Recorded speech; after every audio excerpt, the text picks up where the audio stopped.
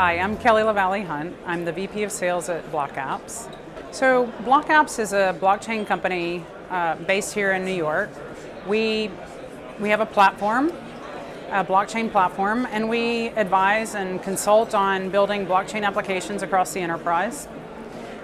We deal with many sectors. Specifically, the financial sector is what we really went into in the beginning.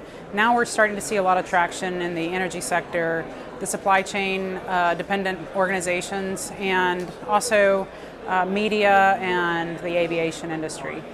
I'm not sure that you can ever break the trust of the distributed ledger. We have several blockchain solutions in full production already. The first full production blockchain solution was built in 2016 by BlockApps.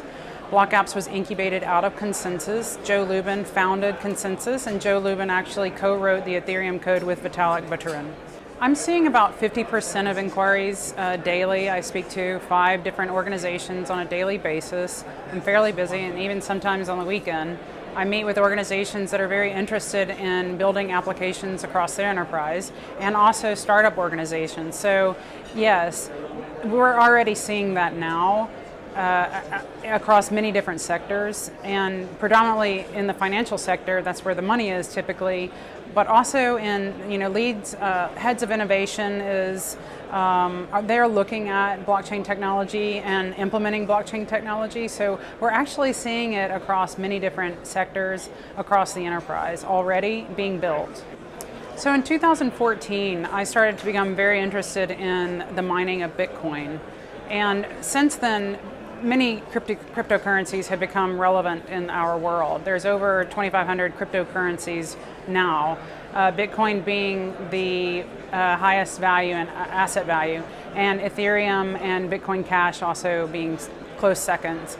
So there's a huge demand for mining and cryptocurrency mining across many different countries, across many different states here in the United States, but also many different countries.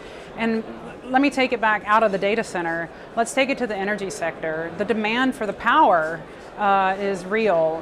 When a crypto mining organization comes and asks for a gigawatt of power or 150 megawatt of power, the energy sector has to decide, do I give it to them or do I give it to normal organizations that are operating across the enterprise or an enterprise environment in normal sectors, or do I give it to the houses around me? There's a real demand for the power. But then we take a look at the data center side. If we're going to stack maybe 15 miners, ant miners for example, if we're talking about Bitcoin miners, into a typical rack, then we're looking about 20 kilowatts of power, give or take 5 kilowatts. So if you can take into consideration what those demands are, then you can take in consideration what would the demands on your entire data center. If you're like a co-location provider, you will see a lot of that demand, and especially if a crypto miner comes and says, I want to put a few GPUs or a few ant miners in your data center, what the impact is going to be on your data center is very important in the industry right now. So data center operators work with the cryptocurrency miners by evaluating how much infrastructure they're going to actually need when they put some GPUs or some ant miners in their data center. So as a co-location provider, you have to ask the right questions.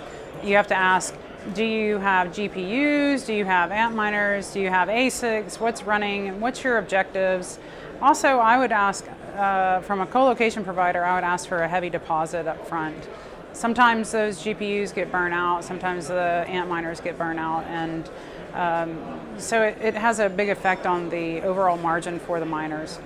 I can't remember the year, but I was at one of the first DCDs in the Lancaster Hotel in London, and I've been at DCDs across the world, around the world, for many years.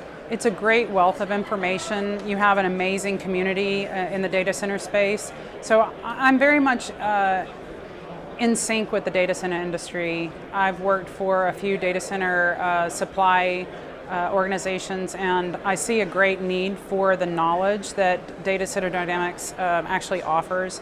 The people that I come across here at DCD in New York or in London or wherever I may be is is phenomenal. The knowledge that is transferred and the connections that you have in the community is fantastic. The information that people share about what's happening in the thermal world, what's happening in the development for half rack or high density racks, prefabricated modular data centers, traditional brick and mortar data centers, and then what's happening with the power demand and the substations, for example. All of that is intertwined, and now that I'm in the blockchain space, I was in the data center space for a long time, for many years. I've advised on many different data centers around the world.